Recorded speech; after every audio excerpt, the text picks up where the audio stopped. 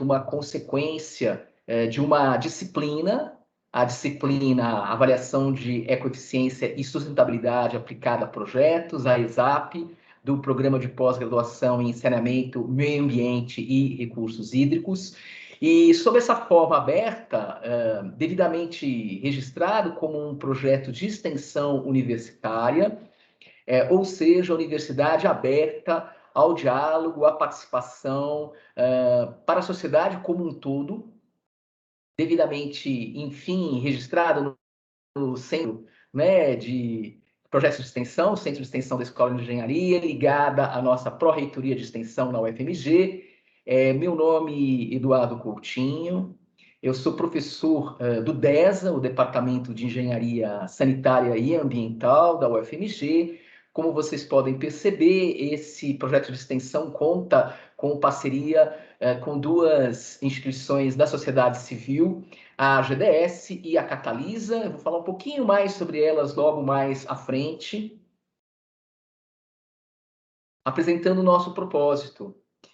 O ciclo aberto à ESAP, ele propõe-se como uma série de encontros abertos à sociedade em geral, como um espaço para abordar e difundir a temática da ecoeficiência e sustentabilidade aplicada a diferentes contextos em cenários cada vez mais incertos e complexos no Brasil e no mundo. Como que a gente vem buscando atender o nosso propósito? Por meio da apresentação e discussão de casos práticos e publicações selecionadas. A equipe responsável, organizadora, conta com o Fábio Bianchetti, professor do Cefet Minas, com Jomara Nogueira, do DGA, Departamento de Gestão Ambiental aqui da UFMG, com Lindomar Gonçalves, professor da Unifei, a Federal de Itajubá, o Marcelo Cardoso, professor colega nosso aqui na UFMG, no Departamento de Engenharia Química. Contamos com alunas e alunos da graduação e principalmente da pós-graduação, e as duas entidades, né, citadas, então, a Associação Global para o Desenvolvimento Sustentado, que é uma ONG, digamos assim, com atuação há várias décadas bastante forte na área ambiental, na área de recursos hídricos, bem como a Catalisa, Rede de Cooperação para a Sustentabilidade, que é uma organização da sociedade civil de interesse público. Então, contamos aí com o apoio do Nelson Pedroso, como presidente da GDS, o Gilson Barbosa, como representante legal da Catalisa, e o projeto sob a minha coordenação. O nosso e-mail de contato, ciclo.aisap@gmail.com. Resgatando, então, né, o nosso último encontro do ano de 2021, que ocorreu no dia 15 de dezembro.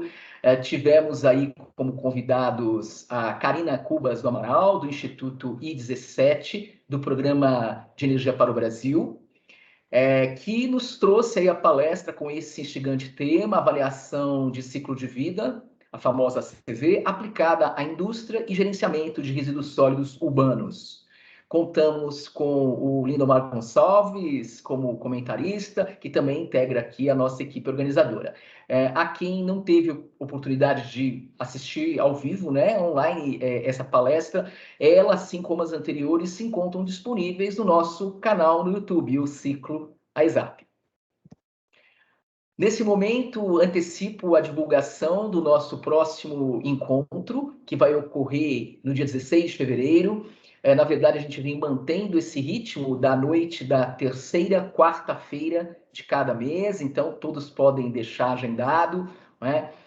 A gente está trazendo um outro tema que vem sendo bastante demandado aqui pelo público registrado aqui, participante, que é a temática da pegada hídrica. Então, vamos contar como convidado com o Júlio Palhares. O Júlio é um pesquisador da Embrapa, empresa brasileira de pesquisa agronômica, que vai nos trazer, então, caso ligado a produtos de origem animal.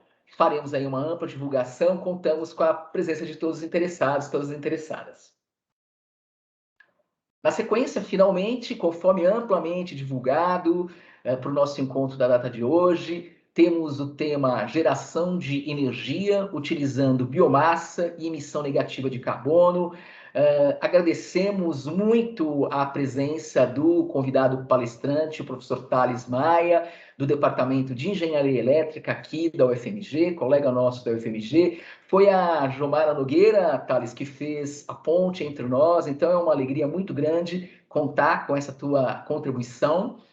Igualmente, como convidado, temos o Eric Centeno Mora, como comentarista, ele é professor da Universidade da Costa Rica, e vamos, com certeza, criar aqui um momento de difusão do conhecimento, de geração de conhecimento para discussões. Essa é a ideia, né, do ciclo aberto AISAP. Vale antecipar que temos aí uma programação muito especial já organizada para esse nosso primeiro semestre de 2022. Rapidamente, a dinâmica do encontro, para quem está participando pela primeira vez, que não conhece, o nosso encontro ele é basicamente dividido em duas grandes partes, não é? Então, nessa primeira parte, estamos aqui nessa breve abertura de boas-vindas, de anúncio, né, do nosso projeto, do nosso encontro. A gente vai iniciar, dentro de poucos instantes, a apresentação do tema central, com o nosso convidado palestrante, o professor Thales Maia, que vai dispor aí de 30 a 40 minutos no máximo para trazer, não é, a sua importante contribuição. Na sequência, eu vou passar a palavra ao professor Eric, convidado como comentarista. O Eric vai ter em torno de 10 minutos para destacar alguns aspectos, não é? Finalizaremos a primeira parte do nosso encontro gravada. Eu vou finalizar a gravação após os comentários do Eric, e a gente vai iniciar a segunda parte do encontro, que é muito importante, não gravada, buscando contemplar a ampla participação do público como um todo, seja utilizando o microfone, seja utilizando o chat, tá? Então eu vou estar no papel aqui de moderação dessa interação, né, com o público. Ficaremos todos muito à vontade para contribuições, questões, e ao final, de um modo muito sintético, né, eu vou procurar fazer um fechamento do encontro de hoje. Para quem me conhece já há algum tempo, sabe que eu venho utilizando há bastante tempo esse símbolo, não é? Utilizado como símbolo do infinito, é uma letra do alfabeto grego, para destacar o convite, não é? Nós temos aí por tendência humana divagarmos nossos pensamentos, ora para o passado, ora para o futuro, não é? E é um constante desafio e exercício da concentração, da qualidade de presença, da inteireza no aqui, no agora, que é o que realmente importa. Então, ainda mais em atividades, em eventos nessa modalidade remota, um desafio extra para a gente realmente buscar, a participar com a maior qualidade possível desse nosso encontro. Eu vou finalizar esse momento breve de abertura nesse instante. Eu vou finalizar também o compartilhamento da tela. E, na verdade, vou passar a palavra para o colega professor Thales Maia. Você fique totalmente à vontade para se auto-apresentar brevemente, tá bem, Thales? A palavra está com você. Fique à vontade, mais uma vez, muito bem-vindo. Eu agradeço, professor Eduardo. Antes de mais nada, né, eu tenho um agradecimento especial a você, porque já faz algum tempo que eu tenho buscado, né, eu tenho tentado arrumar um tempinho para trabalhar em cima desse tema, e finalmente com esse convite eu consegui juntar algum material, consegui formatar alguma coisa. Inclusive eu tinha prometido que em 2022 eu ia tentar escrever um artigo em cima disso, e esse convite ele me forçou realmente a fazer esse trabalho. Então eu só tenho a agradecer mesmo, que estava passando da hora. E é um tema que, assim, hoje eu sou professor lotado no departamento de engenharia elétrica, mas eu já comecei a trabalhar com isso em 2012, talvez antes um pouco, aí 2010, onde a gente teve, na época, né, eu ainda trabalhava na indústria, a gente teve uma participação com prestação de serviço, prestando serviço para empresas como a Celor, e a gente estava fazendo a caracterização de crédito de carbono. Isso acabou, e agora a gente vê uma nova movimentação que aconteceu depois da COP21 em Paris. Isso está voltando numa força tremenda. Então, eu vou conduzir aqui essa minha apresentação, eu espero que eu consiga, em direção a esse caminho, mostrar o que tem sido feito na área de geração de energia, também associada ao crédito de carbono, ao ciclo de carbono, e como que eu entendo, ou como que eu venho interpretando essa evolução ao longo desses anos. Né? Então, é basicamente Sim. nesse sentido. Sim, Thales, você preparou, né, esse material, essa palestra especialmente para o nosso ciclo de encontros, então é uma alegria muito grande. Perfeito. Deixa eu compartilhar minha tela aqui também. Fica à vontade. Já está aparecendo, pode dar início. Maravilha, muito obrigado. Deixa eu marcar meu tempo aqui também para eu ter certeza que eu não vou extrapolar, porque senão eu acabo me empolgando. Mas o tema proposto aqui para essa palestra, ele tem o seguinte título: Geração de energia utilizando biomassa e emissão negativa de carbono.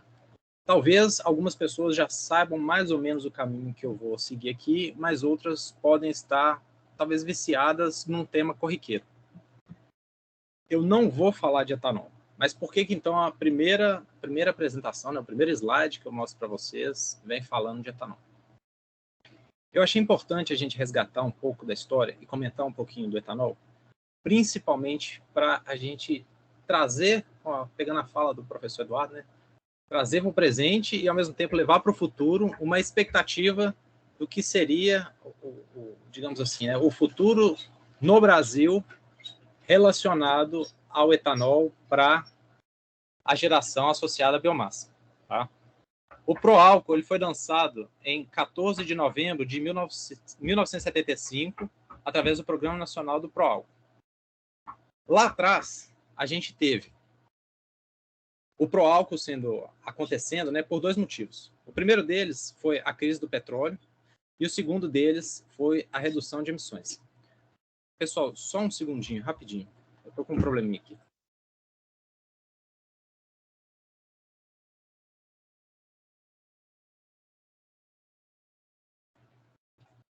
Desculpa, pessoal.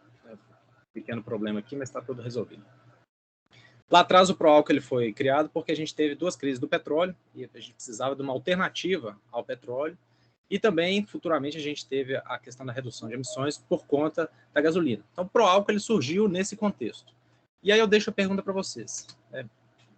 Se o meu mouse funcionar. E hoje? Qual que é o objetivo? Se antes a gente já estava falando em emissões, o ciclo de carbono hoje é que se torna importante. Hoje nós estamos focados em outra coisa, que seria reestruturar o ciclo de carbono e restabelecer algo que foi desbalanceado em algum momento. Tá? A minha metodologia, ou pelo menos o que eu pretendo fazer aqui com vocês, são três pilares. Primeiro eu vou apresentar e a gente vai discutir um pouquinho sobre a captura de carbono. Depois nós vamos falar um pouquinho sobre florestas e a gente finaliza com geração de energia. Em termos de captura de carbono, para a gente entender corretamente qual que é o problema do carbono nesse cenário global que nós temos falado, a gente tem conversado muito, eu queria desconstruir primeiro algumas coisas para que a gente possa construir outras. Curiosamente, eu fiz uma pesquisa entre os meus alunos e comecei a perguntar para eles, você sabe o que é efeito estufa? E eu assustei ao reconhecer que a grande maioria das pessoas não sabe o que é um efeito estufa, nem por que ele acontece e nem como ele é benéfico e, ao mesmo tempo, maléfico, dependendo de como ele for acontecer. Tá? Então, a primeira coisa que a gente vai fazer aqui é falar sobre o nosso ciclo do carbono. O ciclo do carbono ele está associado ao processo onde a gente tem o carbono passando, ele está fazendo como se fosse uma excursão. E em cada uma dessas excursões ele faz um estágio em um elemento. O carbono está associado aos elementos orgânicos, então a gente tem carbono no nosso corpo, a gente tem carbono nos vegetais e também nós temos o carbono associado ao dióxido de carbono que está presente na atmosfera. A química, inclusive, ela separa. Né? A parte orgânica é aquela toda que trata do carbono e a inorgânica é aquela que não tem o carbono. O ciclo do carbono ele é um ciclo biogeoquímico, no qual a gente tem as moléculas do carbono que elas ficam circulando. Ora elas estão na atmosfera, ora elas estão presentes, por exemplo, numa árvore, que é o que eu ilustrei aqui para vocês, é capturada através da fotossíntese. Ela pode, por exemplo, ficar no solo, ela pode estar dentro dos animais e assim por diante. Então, qual que é o problema? E aí a gente começa a entender um pouquinho da necessidade do carbono na atmosfera. O carbono na atmosfera, ele é um dos gases, né? O metano tem um efeito muito pior, mas o gás carbônico, ele tem uma capacidade de produzir, né, e manter um efeito estufa, que é o que mantém a vida na Terra. Então, ele tem uma função benéfica. Só que o que tem acontecido, se a gente pensa do ponto de vista de ciclo de carbono, é que a gente está interferindo. Então, nós estamos pegando carbono que está armazenado, por exemplo, em combustíveis fósseis, estamos tirando isso, estamos colocando ele na atmosfera. Então, esse ciclo, aí, quando a gente faz a conta, a gente percebe que temos mais carbono no estado, na estratosfera, na forma de gás, do que armazenado. E aí começam os problemas associados a isso. Então, a captura, quando a gente usa esse termo, né, capturar, nós estamos falando de um processo que está associado a recapturar, ou seja, tirar esse excesso de carbono que já foi emitido na atmosfera e fixar ele em algum elemento que seja e que ele possa permanecer ali durante alguns anos, algumas dezenas de anos ou centenas de anos, e assim por diante. Tá? Então, quando nós falamos principalmente do carbono, o problema em si não é o combustível fóssil, mas sim quando a gente contabiliza todo o processo. Eu fui lá, usei um combustível fóssil e emiti. Perfeito. Quanto desse carbono que você emitiu, você está sendo responsável por recapturar e retornar ele para o local onde ele é devido? Eu vou dar um exemplo um pouco esdrúxulo aqui, mas em 2008, quando eu estive na Alemanha, eu lembro de conversar com uns alemães, e eu perguntando, a gente estava falando sobre viagens, e eles falaram, não, esse ano a gente não viaja mais. Eu falei, por que não vai ter férias? Não, nossa cota de viagens acabou. E eu custei entender aquilo. Aí nós estamos falando de 2008, são alguns anos atrás, né, mais de uma década. E eles me explicaram. Eles contavam que cada pessoa tinha um direito a uma emissão de carbono X, e isso dava para eles X quilômetros que eles poderiam percorrer de avião, e eles já tinham ultrapassado essa cota. E quando eles precisavam, eles iam lá fazer um processo para plantar árvores, por exemplo, para conseguir balancear essa emissão que eles seriam responsáveis. Ou seja, sempre que a gente estiver falando desse problema específico, efeito estufa, sempre que a gente estiver falando de gás carbônico e assim por diante, a gente precisa ter esse conceito do ciclo do carbono bem consolidado na nossa cabeça. Caso contrário, a gente sempre vai ter aquela impressão negativa. Né? Painel fotovoltaico é bom, e se eu estou queimando combustível é ruim. E isso não é muito bem verdade, principalmente se a gente olha todo o ciclo, desde a fabricação da geração de energia até o final. Pode ser que a gente tenha, inclusive, queimando metano, um ciclo de emissões zero. Eu não vou entrar nesse tema agora, não, mas é uma provocação para que a gente possa fazer essa reflexão. Tá? O ciclo, nessa imagem aqui, eu até trouxe ela para a gente ilustrar, a gente tem que contabilizar o quanto que a gente retirou, o quanto que a gente emitiu e o quanto que a gente absorveu. E nesse cenário, tecnologias de captura de carbono. A captura está associada ao movimento de retirar o excesso de carbono e tentar mobilizar ele, mesmo que seja momentaneamente, dentro desse ciclo. Tá? Por exemplo, no caso, a gente tem a captura do carbono através do oceano. Hoje a gente sabe que o oceano ele é responsável por cerca de 23% de captura do carbono todo que está disponível. A ideia seria, então, acelerar esse processo de alguma forma e retirar o excesso da atmosfera de forma que ele volte para os oceanos, certo? Então, quais são as alternativas que nós temos nisso? A primeira delas seria a fertilização. Existem algumas controvérsias sobre esses métodos, mas, por exemplo, a hipótese do ferro, a adição de micro e macronutrientes para promover a proliferação, por exemplo, de fitoplânctons que capturariam esse carbono vai ficar na matéria orgânica deles, e quando eles morressem, eles se precipitariam ao fundo do oceano e ali ficariam. Mais uma vez, existem algumas controvérsias sobre esses métodos, mas são métodos que a gente encontra na literatura e eu estou apresentando eles aqui para vocês. O segundo método seria através da alcalinização, seja com magnésio, seja com cálcio, para reter o carbono na forma de íons de bicarbonato. Então, nós temos diversos carbonatos que nós podemos associar, como, por exemplo, o magnésio, o cálcio, nós temos o potássio e o quarto elemento aqui, eu esqueci exatamente qual que é, mas eu vou lembrar ao longo da apresentação, onde nós poderíamos também mobilizar e deixar o carbonato solubilizado ali no oceano. Seria uma alternativa.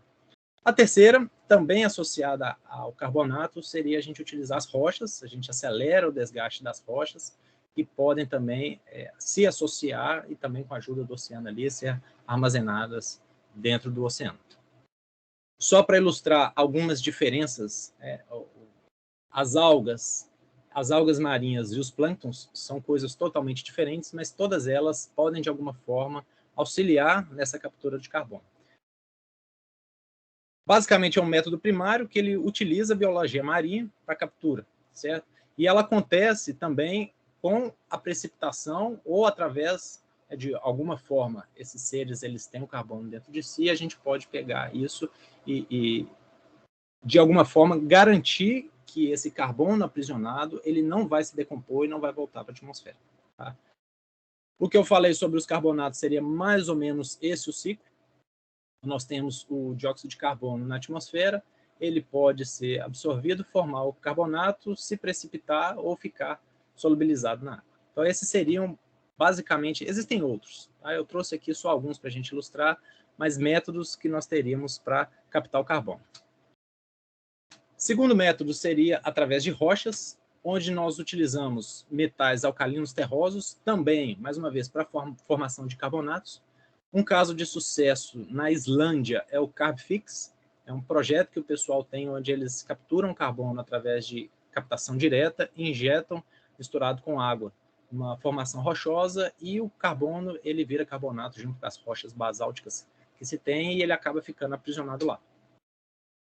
Segunda forma também seria utilizar, né, fazer o desgaste de rochas, acelerar isso, né, naturalmente o tempo vai causar esse desgaste. Então, nós iríamos lá, causaríamos esse desgaste, colocaríamos também a adição de silicato e, consequentemente, formação de carbonato.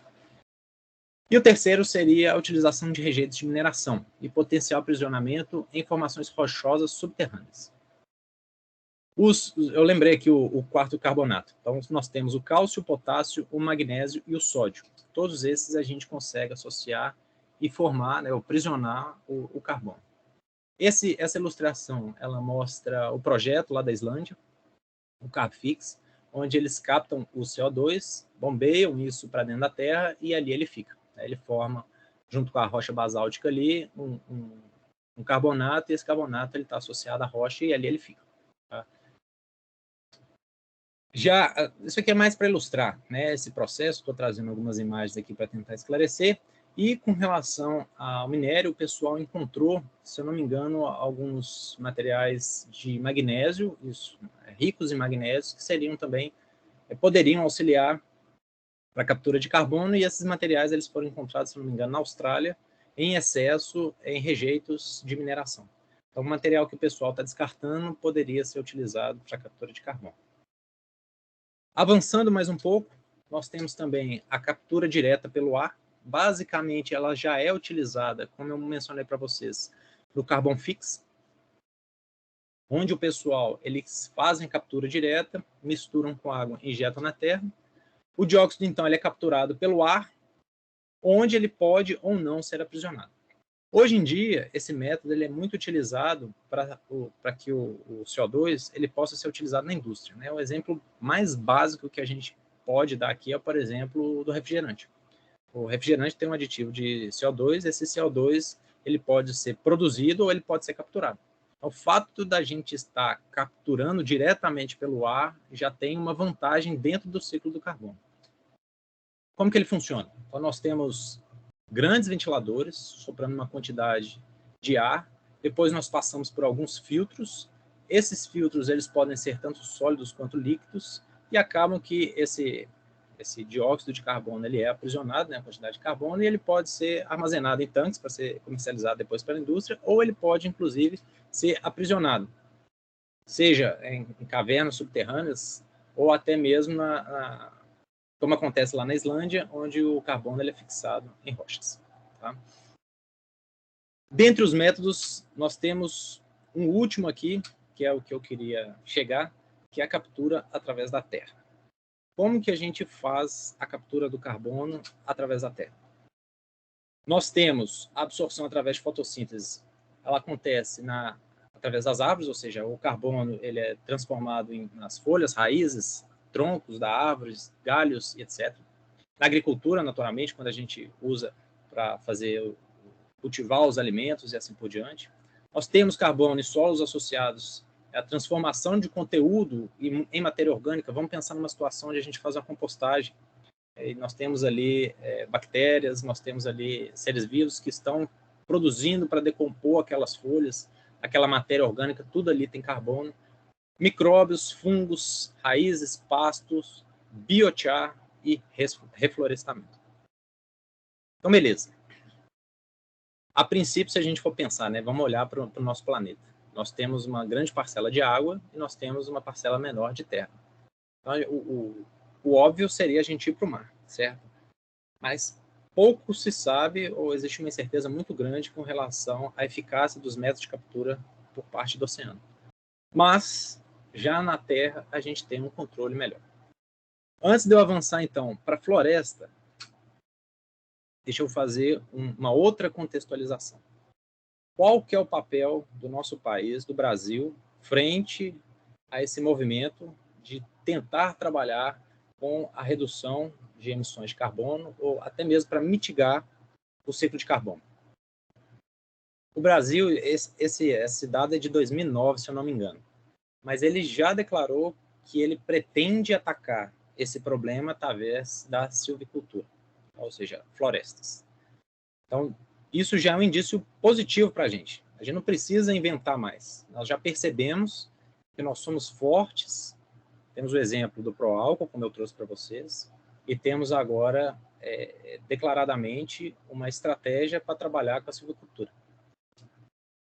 Nessa linha, então, dentro da captura de carbono, nós podemos explorar a captura de carbono através de florestas. O que nós temos? Basicamente, eu vou separar aqui também floresta em duas partes. A primeira delas seriam as florestas nativas e a segunda delas seriam as florestas plantadas. As plantadas, basicamente, aqui em Minas Gerais, nós temos eucalipto e pinos, mais o eucalipto focado na siderurgia. Mas podemos ter também atitudes ou movimentos associados a reflorestamento. Então, aí são espécies nativas, depende da região, você vai plantar uma espécie em detrimento da outra e assim por diante.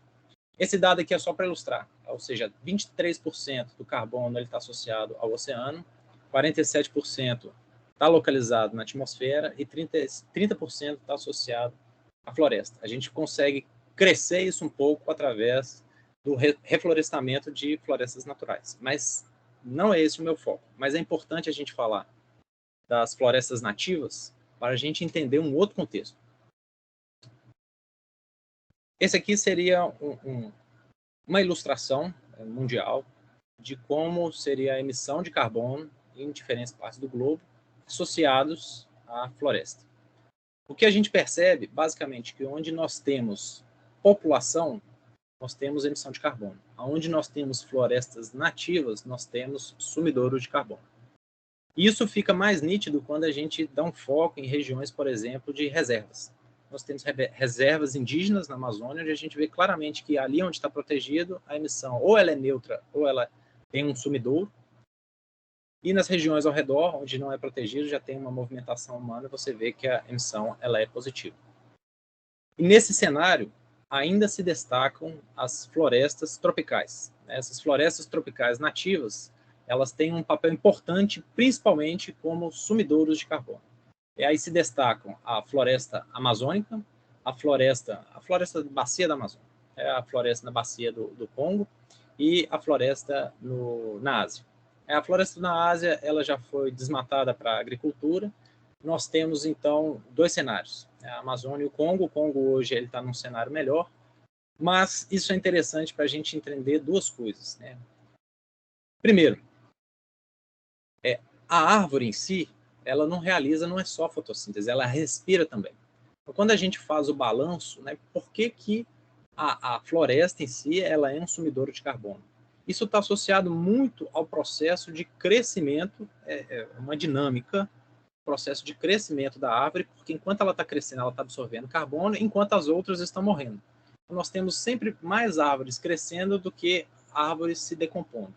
E aqui em cima, eu mostro para vocês que a partir do momento que eu tenho uma floresta nativa, esse processo ele acontece, então uma árvore morreu, até ela se decompor por completo, isso demora algumas centenas de anos. Agora, as árvores recém-nascidas, né, vamos colocar esse termo, elas crescem muito rapidamente. Então, elas capturam muito carbono, ao passo que aquela árvore ou aquela madeira que ainda está se decompondo, ela ainda vai demorar algumas centenas de anos para se decompor. É por isso que nós temos, né, quando a gente pensa em florestas, uma absorção maior de carbono.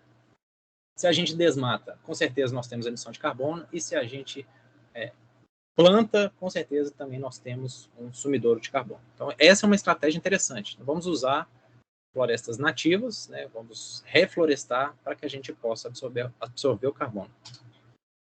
Fazendo só uma associação. Então, esse carbono capturado, ele tem uma maior absorção, a gente consegue um maior resultado se ele for absorvido na madeira, mas temos um resultado também interessante se a gente pensar isso na vegetação mais rasteira e também na palha. Acontece que nos dois últimos, eles se degradam, né, se decompõem muito mais rápido do que a madeira. Então, a madeira, como elemento para capturar e armazenar momentaneamente, ele é mais interessante do que os demais. O processo ele é muito simples. A captura primária ele funciona. Nós pegamos clorofila, nós pegamos luz, água e gás carbônico e ele vai produzir glicose e oxigênio. Essa glicose, então, possui uma cadeia carbônica, essa cadeia carbônica ela é absorvida pela planta e vira raiz, galhos, folhas e assim por diante. O carbono ele é fixado em matéria orgânica, ou seja, isso um dia vai seguir o seu ciclo, um dia isso vai para um animal, ou isso vai para qualquer outro lugar que não seja onde ele foi fixado naquela ave. A pergunta fica, como é que a gente faz então para aumentar a permanência do carbono? O termo correto seria esse. Como é que a gente faz para garantir que aquele carbono ele vai ficar naquele estado por algumas centenas de anos? Primeira coisa que a gente precisa entender, isso eu mostro nessa figurinha do lado, é que as plantas respiram, ou seja, ela por si só ela produz o próprio oxigênio através da fotossíntese, mas ela também consome esse oxigênio. Mas ao mesmo tempo, ela pega o carbono e incorpora a si mesma. Ok, mas ela morre 100% volta. Se a gente pegar essa matéria orgânica agora e transformar ela num carbono, de tal forma que esse carbono ele não se decompõe na mesma velocidade que ela se decomporia se ela fosse uma madeira. E aí nós introduzimos, então, o conceito do biochar. O biochar, e aqui eu não quis escrever um conceito próprio, eu quis utilizar o que eu encontrei, porque está muito bem definido, é a união de palavras do inglês, biomass, ou seja, a biomassa, e o carvão, que é o charcoal. Então nós temos o biochar. Eu procurei uma palavra no português, eu não consegui encontrar. Tá? Então o biocarvão, referenciado como biochar, ele tem a origem animal, vegetal, mas principalmente vegetal, e ele é em função, ele acontece, principalmente em função da pirólise, a ausência de oxigênio, nós temos a combustão, e o processo faz com que aquela madeira ou aquela matéria orgânica, ela organize os carbonos de forma que ela vire como se fosse um carvão. Tá? Ela vira como se fosse esse montinho granulado que eu mostro aqui para vocês. Esse seria o que a gente conhece hoje como biochar. E o biochar, o estudo dele começou quando o pessoal identificou na região amazônica um negócio chamado terra preta. Eu não sei se vocês conhecem, mas a terra preta é um tipo de terra que os índios cultivavam, os antepassados, e ela tem diversas propriedades positivas na agricultura ou na fertilização de plantas. Então o pessoal percebeu que aquela terra que tinha uma coloração mais escura, ela conseguia desenvolver melhor do que qualquer outra terra que o pessoal encontrasse. Então eles começaram a estudar por que isso acontecia, começaram a investigar e assim por diante, e descobriram que essa terra ela continha uma quantidade de carbono diferente das outras terras. E não era só misturar o carbono, tem um processo bioquímico associado, e principalmente elétrico, nesse processo, que ajuda principalmente as bactérias ali, quando o sistema muda-se o pH, e eles precisam trocar ionicamente os elétrons e assim por diante. O carvão ele é um bom condutor quando ele começa a associar, ou seja, quando a gente pega essa figura aqui da formação do carbono e as moléculas elas passam a se organizar com a pirólise, nós temos um bom condutor. Esse bom condutor misturado na terra, ele auxilia, dentre várias coisas, a condução... Obrigado, celular, você me avacalhou. Mas, enfim, voltando aqui à apresentação, ele ajuda nessa troca de elétrons, e essa troca de elétrons também propicia o crescimento dos organismos favoráveis à fertilização, e com isso nós temos um resultado positivo. Em outras palavras, nós podemos, então, utilizar as florestas como um grande elemento para capturar o carbono, mas também nós podemos utilizar o biochar para reter esse carbono e utilizar, inclusive, para a agricultura. Então, vamos imaginar um cenário onde nós temos o Brasil, nós somos a fazenda do mundo, então nós cultivamos, exportamos muito da nossa agricultura e nós passamos, então, a capturar o carbono e, ao mesmo tempo, utilizar esse biochar para a agricultura. Só falta um detalhe. O ideal seria se a gente pudesse fazer isso com a geração de energia. Como é, então, que a gente faz para associar esse biochar, esse carbono capturado, com a geração de energia? Para entender isso, vamos falar um pouquinho da nossa matriz. Hoje, no Brasil, nós somos muito abençoados, onde nós temos uma matriz predominantemente, ou seja, 83% da matriz ela é renovável, graças à geração com base hídrica. Nós temos 65%, basicamente, gerado por hidrelétricas, de grande e pequeno porte, associadas. Nós temos cerca de 9% de biomassa, 8% de eólica, 2% de solar, e depois nós temos os derivados, né? O gás natural, petróleo, e nós temos ali também uma parcela pequena de nuclear de 2%, né? E 3% do carvão. Beleza. Então, a gente já está numa condição favorável, ou seja, a gente não está emitindo, não estamos contribuindo tanto para a emissão do carbono, assim como os demais países, cuja matriz de base, ou seja, a geração de base, é o carvão. E aí nós temos vários exemplos. Por isso que a gente vê esse movimento do pessoal querer substituir a geração por fontes alternativas. Falando especificamente de cada um desses métodos, nós temos a termoelétrica. O princípio de funcionamento é através de uma turbina. Podem ser turbinas a gás ou turbinas a vapor. A grande diferença é que a turbina a gás, nós temos a combustão do nosso combustível e ele acontece no queimador, ele está dentro da turbina. A pressão e a temperatura desse gás é o que faz mover as pás, essas pás movem o gerador. E nós temos um segundo tipo, que são as turbinas a vapor. Então, nós temos uma caldeira, nós queimamos o combustível aquece a água ela tem essa energia, aumenta a pressão, vai passar para uma turbina a vapor, e essa turbina a vapor vai gerar eletricidade. Nesse cenário, nós podemos ter qualquer combustível que a gente quiser. Então, podemos ter os derivados do petróleo, combustíveis fósseis, mas também podemos ter o etanol, que não é muito favorável nesse caso. Depende do projeto da caldeira, depende do projeto da turbina, mas enfim, é só para ilustrar que nós podemos utilizar qualquer combustível. Essa é a característica da termoelétrica. Qual que é a grande vantagem da termoelétrica?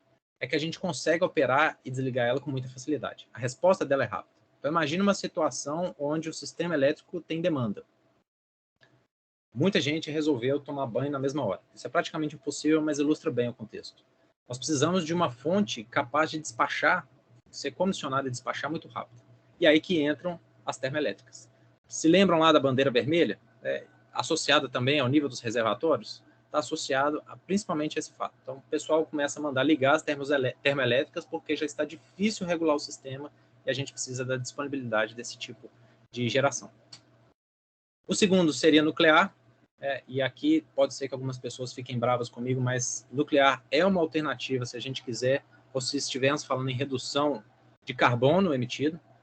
Nós temos outros rejeitos, os rejeitos nucleares, mas o uso da nuclear, ela não tem emissão de carbono, ela usa a turbina a vapor, da mesma forma, onde nós temos a fissão nuclear, essa fissão vai gerar energia, essa energia que vai aquecer a água, que vai passar na turbina, que vai gerar eletricidade. De novo, existem diversos problemas associados à geração de energia através de nuclear, mas é algo que a gente não pode ignorar num cenário crítico. Então, vamos supor que a situação do carbono está insustentável. Então, nós precisamos ter alternativas como nuclear. A hidráulica. O que é importante, principalmente aqui para o nosso país, nós temos um total de cerca de 109 gigawatts de potência instalada, é que quando nós fazemos uma hidrelétrica, como essa que está mostrada para vocês na figura, o que nós estamos fazendo é uma grande bateria. Pense vocês o seguinte, toda essa água represada, ela tem a capacidade, ou seja, nós podemos, como operador dessa hidrelétrica, abrir ou fechar a comporta a hora que nós quisermos. Associado a isso, então, a gente consegue regular a demanda e a oferta muito facilmente. Então, a partir do momento que nós fazemos o represamento da água, nós conseguimos resolver grande parte dos problemas do sistema elétrico nacional.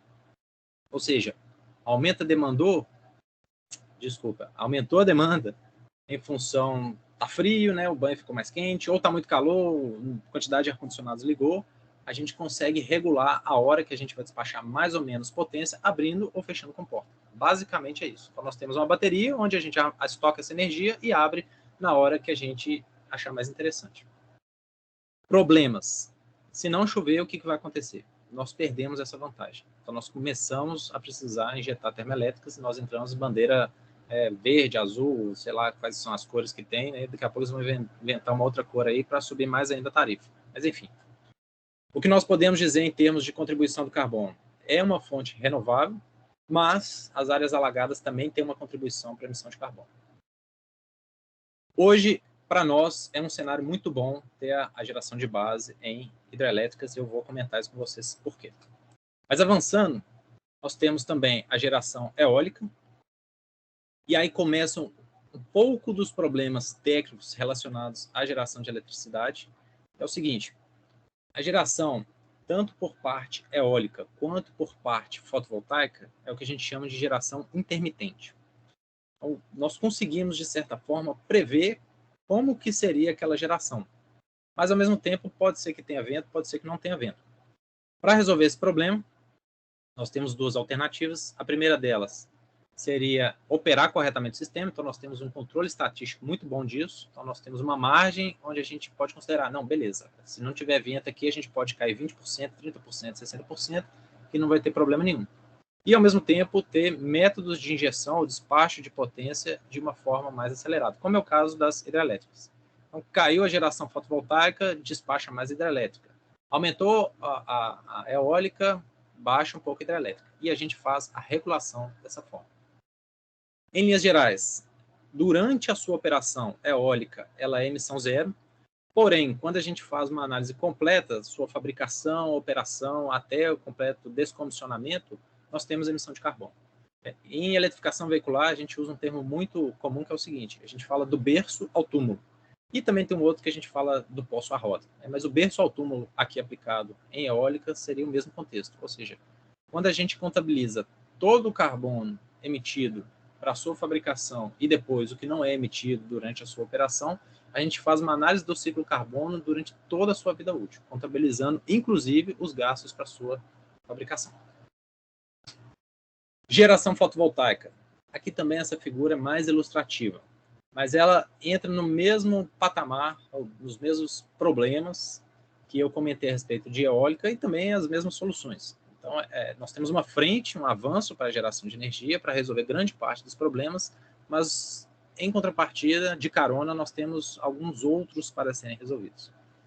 E aqui no Brasil, principalmente, a inserção de fotovoltaica, principalmente em Minas Gerais, ela tem acontecido fortemente na micro e mini geração. Tem muita gente instalando fotovoltaica, né? Pequenos investidores estão formando mais e mais fazendas fotovoltaicas, injetando essa potência na rede. E aí a gente tem um problema comum, que é o que é conhecido como a curva do pato. A curva do pato, ela foi identificada em 2013 pelo operador de sistema na Califórnia, que ele associa o seguinte: no horário onde nós temos a maior quantidade de insolação, é o momento onde nós temos menor consumo energético. Então nós temos muita oferta e pouca demanda, ou seja, poucas pessoas estão consumindo eletricidade. Só que, à medida que o sol vai se pondo e essa disponibilidade energética ela cai, é quando as pessoas começam a chegar em casa e começam a demandar mais energia. Então, pensa você, chegou do trabalho, vai tomar seu banho, que horas que isso vai ser? Não vai ser quando o sol está a pino, vai ser quando o sol está se pondo. Então, forma esse perfil, né, essa curva do pato, e regular o sistema passa a se tornar complicado. E aí a gente insere um outro fator, que seria a necessidade de armazenadores.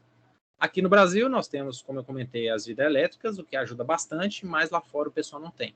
Você começa a ter que associar baterias. E aí, quando você faz o ciclo do carbono associado também aos armazenadores do tipo eletroquímicos, aquela vantagem, né, começa a não ficar, não se torna tão vantajosa como ela era anteriormente.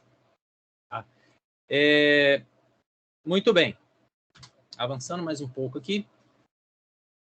Isso aqui é para ilustrar. Tá? São dois momentos em que, se não me engano, a Alemanha ela tinha duas matrizes. Em 2012, uma matriz de base nuclear carvão, basicamente, que é essa curva da esquerda aqui, e mostra que a gente poderia inserir aqui eólica e solar, que a matriz de base se mantém. Então, o operador está tranquilo.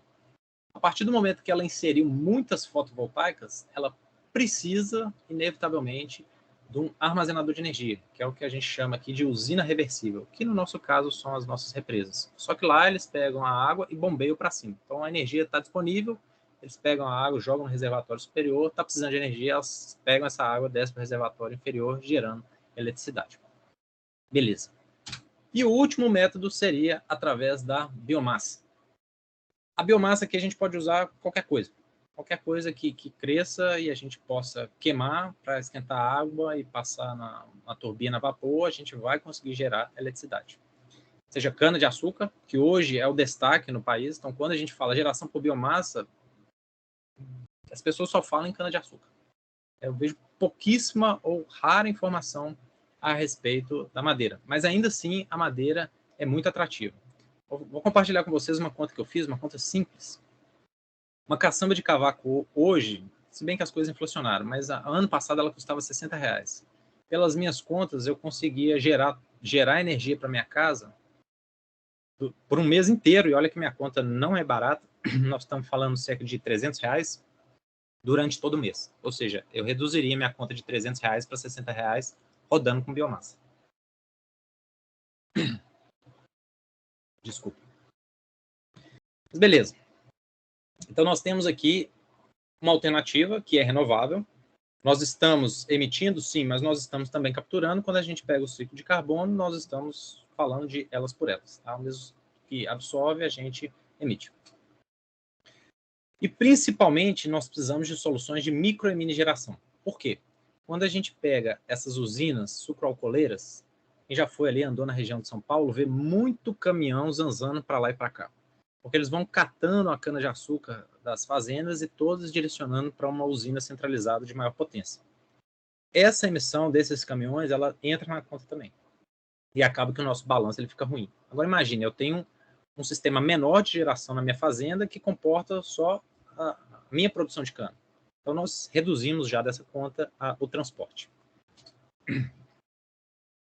No Brasil, nossa parcela de emissões, ela está grande parte associada à agricultura. Tá? Então, eu deixo aqui a provocação. Como que a gente faz para gerar energia estável, evitando intermitência? Ou seja, se eu estou falando de intermitência, eu já tirei a eólica e solar da jogada. Eu preciso de uma fonte energética que seja contínua. Tá, se eu tiver o combustível, enquanto eu tiver combustível, eu estou gerando eletricidade. Não dependo de vento, não dependo de sol. Enquanto eu tiver combustível, enquanto eu estiver produzindo, vai estar gerando eletricidade. Perfeito, foi o que aconteceu durante a bandeira vermelha. As sucroalcooleiras, 24 horas por dia, injetando potência na rede. Segundo, como evitar o custo de transporte para geração de energia, que eu falei com vocês. Micro e mini geração. Terceiro, como resolver os problemas de emissões na agricultura. Então, nós precisamos, de alguma forma, contribuir para capturar e, ao mesmo tempo, estimular a produção na agricultura. E como fazer isso? Capturando carbono. Essa aqui é a solução que eu trago para vocês. Tá? Essa é a solução que eu venho trabalhando já tem 10 anos para fazer, através da gaseificação, a captura, através do biochar e ainda a geração de eletricidade. A tecnologia ela existe, mas ela ainda está muito imatura. E essa imaturidade que é o desafio que eu venho enfrentando ao longo dos anos. Então, nós pegamos uma quantidade de cavaco, nós colocamos no equipamento, esse é um equipamento que hoje ele é comercializável, da All Power Labs. Ele gera uma certa quantidade de energia e ele tem resíduos, que é o biochar. Esse biochar, por exemplo, você pode fazer uma compostagem. Durante o processo de compostagem, ele tem diversas vantagens, principalmente neutralizando odor, melhorando o processo de degradação, nível térmico e etc. E acaba que ele se torna um excelente fertilizante. Então, nós temos captura de carbono, porque agora o carbono ele vai virar um fertilizante, ele vai para o solo. E ali ele vai ficar durante algumas centenas de anos. Nós temos eletricidade e nós temos um balanço energético negativo. Basicamente, é isso que eu estou mostrando para vocês. Nós emitimos carbono, mas nós absorvemos. Parte nós utilizamos de novo para emitir, mas parte nós estocamos. Tá? Enquanto na eólica e na solar nós não temos captura de carbono, e se a gente estiver utilizando combustíveis fósseis, nós só temos emissão de carbono. Casos de sucesso. Esse caso aqui, se eu não me engano, foi na Califórnia. Teve um evento lá, se eu não me engano, também foi fogo, pegou muito fogo, e o pessoal tinha muita madeira morta. Então, eles viram isso como uma solução. Eu até fiz uma citação aqui do que o pessoal falou. Eles tinham muita madeira, e eles viam, através da formação do carvão, né, o biochar, a possibilidade não só de aprisionar esse carbono, toda essa madeira entraria em decomposição, mas também uma possibilidade de gerar eletricidade. Tá? Caminhando para o final, o processo de gaseificação. Quem quiser mais informações depois pode procurar, mas ele está muito associado à temperatura, está associado à coluna de gaseificação, o tipo de material que você vai utilizar, a granulometria dele, enfim. Resultado é a gente ter um gás que ele vai ser utilizado para gerar eletricidade, que é basicamente hidrogênio e monóxido de carbono, e nós temos também a formação do biochar, que poderia futuramente ser aprisionada, inclusive utilizada na agricultura para promover e estimular a agricultura no país. Isso aqui seria basicamente o sistema de gaseificação que da All Power Labs. Então hoje a gente consegue comprar um sistema desse. As suas desvantagens é que a gente precisa operar ele. Existem sistemas, esse é por batelado, existem sistemas de alimentação contínua, onde a gente pode ir colocando cavaco e ele vai gerando. Mas, eventualmente, a gente tem que parar ele para dar alguma manutenção. Tá? Para concluir essa apresentação, eu não sei se vocês repararam, eu gosto bastante de filmes, mas eu tenho percebido que, ultimamente, Hollywood tem falado bastante da Amazônia. Todo filme hollywoodiano tem alguma coisa da Amazônia. Nós temos inúmeras alternativas para acompanhar essa corrida pelo carbono. E quando eu falo corrida do carbono, eu estou falando um mercado econômico que está acontecendo. Essa comercialização do carbono ela já aconteceu no passado. Eu, inclusive, já consegui ganhar dinheiro com crédito de carbono e ela está voltando muito acelerada. E agora eu entendo que ela vem para ficar. Tá? E o cenário Brasil, nós temos muita biomassa abundante que pode ser associada ao biochar, e ela pode, inclusive, ser aplicada na agricultura. Então, a gente só tem a ganhar. E aí eu vou voltar no meu primeiro slide. Por que que o pró-álcool deu tão certo no Brasil? E hoje em dia, os Estados Unidos, inclusive, é o primeiro produtor a partir do milho, mas se inspirou no Brasil. Por que que deu certo? Porque isso é quem nós somos. Nós somos um país de agricultura. Nós não sei nem se nós queremos mudar isso. Nós temos uma responsabilidade com o mundo, dentro das nossas, digamos, nossas bênçãos naturais, que nenhum outro país quer. Por isso que eles estão tão interessados no que nós temos aqui. A forma, inclusive, tem uma empresa, eu vou disponibilizar para vocês aqui, francesa, que eles estão investindo pesado na África e no Brasil, justamente para metodologia de captura de carbono. A gaseificação, então, ela apresenta uma solução de geração estável e contínua, ou seja, eu não vou ter intermitência, eu posso gerar a hora que eu quiser, como que eu quiser, quando eu quiser. Então, tem madeira, eu vou ligar aqui e vou gerar minha própria energia. Então, eu quero ficar off-grid. É uma boa alternativa. O cultivo de florestas, ele pode se intensificar. Consequentemente, a gente aumenta o número de captura de carbono e pensa num cenário onde o Brasil começa a capturar carbono e começa a vender. Qual que é a receita que a gente vai ganhar com isso? Ou seja, isso é muito interessante. E, por fim, nós podemos também estruturar modelos de negócio onde a gente utiliza rejeitos da agricultura. Vamos pensar o caso do caroço, do açaí ou até mesmo da casca do café. Então, são coisas que a gente pode fazer, que a gente deve fazer para estimular tanto a geração de energia quanto a captura de carbono. Eu peço desculpa que eu passei um pouquinho aqui, tive alguns problemas aqui no meio do caminho, mas eu acho que eu passei toda a informação que eu gostaria para vocês. Eu deixei esse link aqui. Quem quiser depois dê uma procurada, How Biochar Removes CO2 from the Air. É o CEO da uma empresa chamada Net Zero, onde eles estão investindo justamente no biochar, na produção de biochar e na aplicação da agricultura para que possa ser feita a captura do carbono. Tá? Inclusive, a geração de energia, para eles olham isso como se fosse um viés secundário. Mas, para mim, claro, engenheiro eletricista é o viés primário. Deixo também algumas referências. Dúvidas, eu sigo à disposição. Eu agradeço mais uma vez pelo convite. Deixa eu abrir minha câmera aqui. E assim, é um prazer ter falado aqui. Acabou que muita informação, a gente acaba atropelando algumas coisas, mas fico aberto. Se eu puder, se eu conseguir esclarecer e ajudar de alguma forma, por favor, fique à vontade para fazer as suas perguntas. Professor Thales Maia, novamente agradecendo muito a tua participação, né, as contribuições. Você nos trouxe realmente algo bastante abrangente, mas muito didático. A gente tem muito para conversar na segunda etapa, na segunda parte desse encontro, né, no qual vamos contar com a participação do público. Mas seguindo a dinâmica, então, aqui do nosso encontro, eu vou passar diretamente a palavra para o Eric Centeno, professor da Universidade da Costa Rica, nosso convidado para participar hoje como comentarista. Então, o Eric tem aí em torno de 10 minutos para tecer seus comentários, e somente no momento seguinte é que a gente vai abrir aqui o microfone para o público. Eric, a palavra é toda sua. Muito obrigado, professor Eduardo.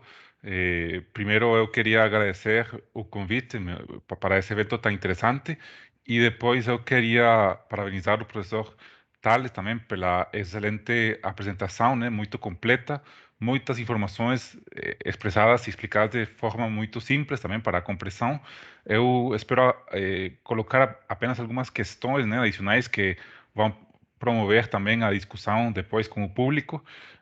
Eu gostaria de começar por falar um pouco também sobre o que o professor falou, né, o professor Tales, em relação ao ciclo do carbono, né, que realmente o efeito estufa é um efeito benéfico, ele permite a vida, mas que a ação antrópica, e agora estamos com muita certeza sobre isso, né, no último relatório do IPCC, eh, provocou, né, um desequilíbrio no ciclo do carbono e então nesse século e desde há vários anos, né, estamos pensando desde o ponto de vista técnico e científico em algumas condições, algumas possibilidades também de compensar essas emissões que são, como o professor Tales falou também, uma responsabilidade individual, né, com o caso dos alemães, que compreende muito bem isso, mas também uma responsabilidade coletiva a nível político, a nível de países, uma responsabilidade também, falamos de comum e diferenciada, né, os países em desenvolvimento, países desenvolvidos, e também agregar que é verdade, né, o professor falou muito bem que tem opções que emitem gases de efeito estufa, carbono, mas que ajudam no problema por meio da substituição de combustíveis fósseis, por exemplo, no caso da gasificação, quando utilizamos fontes renováveis, como seria o biochar, ou como seria o biogás também, né? E que também existem instrumentos bem consolidados no âmbito científico para a estimação, né, dessa pegada de carbono, falamos, que podem ser utilizados também para quantificar quanto carbono eu poderia estar reduzindo ou compensando também. Outro ponto muito interessante da discussão do professor Tales são as diferentes tecnologias que estão sendo pesquisadas ou têm sido pesquisadas nos últimos anos, algumas delas baseadas na captura na fase líquida, basicamente nos oceanos, outras na fase sólida em rochas, né, carbonatos também, algumas tecnologias bastante avançadas também, e o professor focou mais na captura através da terra, que seria um método, né, que se conhece desde há muitos anos também. Eh, Existem exemplos não tanto de geração de energia, mas de captação de carbono por meio da floresta, basicamente reflorestação, né, técnicas de reflorestação que têm sido aplicadas em bastantes países. Por exemplo, no meu país, na Costa Rica, têm sido técnicas também com muito sucesso, que são simples, que dão trabalho nas zonas rurais também e que mantêm as florestas e evitam a deforestação e problemas associados a essas condições. No caso do uso energético também, quando você quer utilizar energia por meio de tecnologias como o biochar, é muito interessante as opções também tecnológicas para ajudar nessa linha também. O professor focou na gasificação, outras opções também disponíveis e que têm um enorme potencial em países como o Brasil, que são muito fortes a nível agrícola, além da cana-de-açúcar, é a produção de biogás, né? A produção de biogás que é mais o foco meu, e que basicamente utilizam os residuos agrícolas ou residuos alimentares também, ou até esgoto também, para produzir energia. E também, nesse caso, seria possível utilizar, seria o mesmo princípio que o professor Tales explicou, basicamente utilizar o biogás e não o biochar como fonte, não a madeira como fonte de energia para gerar energia elétrica ou calor também. Então, temos uma série de tecnologias, de opções também que poderiam se adaptar à realidade de países como o Brasil ou outros países da América Latina, potencializando também, nesse caso, as vantagens, né? As vantagens como disponibilidade de biomassa, que estão prontas para ser utilizadas, muito espaço também para o que seria a produção de madeira, e que são adaptadas também, algumas delas, a microgeração e minigeração também. Um ponto adicional seria o tema de que esses projetos eles podem ser até carbono negativos, né? Eles podem representar sumidouros de carbono, basicamente por isso que falei antes, você está substituindo fontes de energia fóssil e aí, além de captar o CO2 da atmosfera, você está evitando a liberação de CO2 derivada dos combustíveis fósseis. E, como último ponto, já também para falar um pouco das opções, dos mecanismos financeiros disponíveis para financiar esses projetos, o professor falou falou sobre a COP21 também recentemente, e realmente se espera um crescimento nos mecanismos de financiamento desse tipo de projetos. Anteriormente, com o protocolo de Kyoto do ano 2015, tínhamos os mecanismos de desenvolvimento limpo. Se espera que mecanismos similares por meio de mercados de carbono possam ser implementados, e eu imagino que esse tipo de mecanismos poderiam favorecer muito o acesso a financiamento para desenvolver esse tipo de projetos a nível micro, né? Anteriormente também foram projetos muito grandes, mas agora estão tentando também que seja acessível para basicamente muitos mais empreendimentos, e esperamos também que o valor do crédito de carbono, que atualmente é bastante baixo, né? Na média, entre 2 e 3 dólares por tonelada, aumente. Eles esperam que para o final da década aumente até 30 dólares por tonelada, mas mesmo assim eles recomendariam que aumentasse até 75, 100 dólares por tonelada tonelada de carbono equivalente, para atingir os compromissos, as metas do ano 2050 em relação às emissões de carbono. Então, basicamente seria isso. Eu queria uma vez mais parabenizar a equipe, né, de trabalho por essa iniciativa, e parabenizar também o professor Tales pela excelente apresentação. Eric, muito agradecido, viu, pelo seu comentário, destacando pontos aí relevantes na palestra do professor Tales.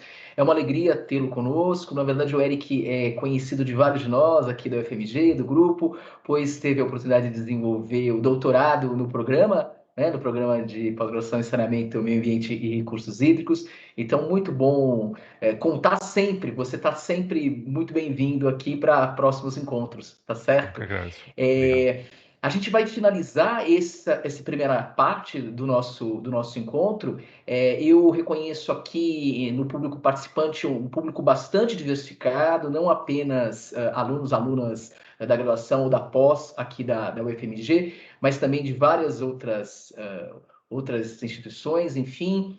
Reconheço também aqui alguns convidados diretos da GDS. Estamos contando com a presença do Gilson Barbosa, que é o representante legal da Catalisa, Rede de Cooperação para a Sustentabilidade. Então, agradecido, viu, pela presença de vocês.